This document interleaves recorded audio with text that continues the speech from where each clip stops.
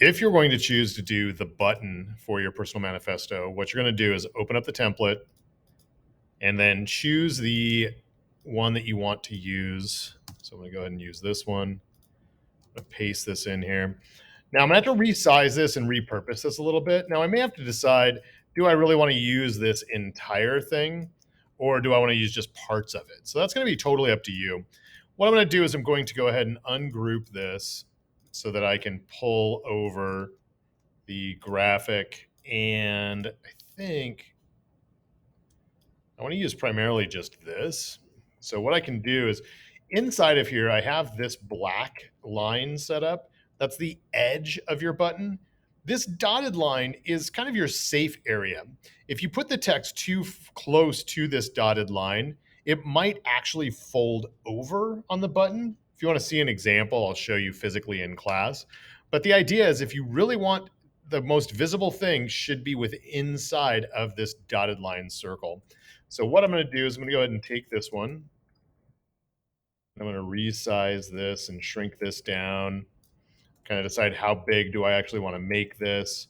So I can make the decision that I want the text to be the thing that definitely stands out more. So I don't mind if parts of the edge of the sun rays actually roll over in the button. And it's okay to go beyond the edge of this line because it is going to be cut.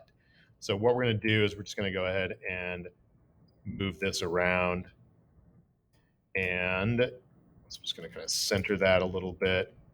So what I'm doing is I'm looking really primarily at this middle part of the circle to make sure that that works.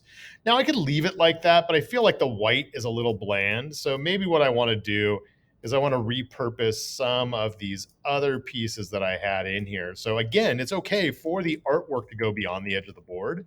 It's okay for the artwork to go beyond the edge of this little line for the button. What I'm going to do now is I'm going to grab this piece and see about potentially using some of that within the circle. Now, again, this doesn't have to be lined up perfectly because having it go over the edge of the artboard is okay. Now, looking at this, I can kind of visually see if I like the alignment on it. And I may want to actually nudge this around just a little bit. Yeah, that's starting to feel a little bit more balanced. Now what I'm going to do is I'm going to zoom out just a little bit so I can see what would it look like at 100%. So I just zoomed out so it was 100. That actually looks okay. So I'm pretty happy with the overall appearance. Maybe I'll move those up a little bit. Now remember, this area on the outside will still print, but it's possible that portions of it might roll over towards the back of your button. So that's why I put these little guidelines in here. What you're going to do then is go ahead and turn off the visibility.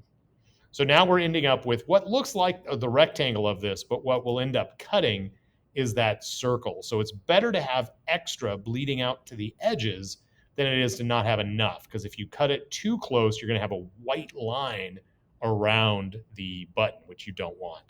So what we're going to do is we're going to go ahead and turn off, not the lock, but we're going to turn off the visibility of that layer and then go ahead and save it.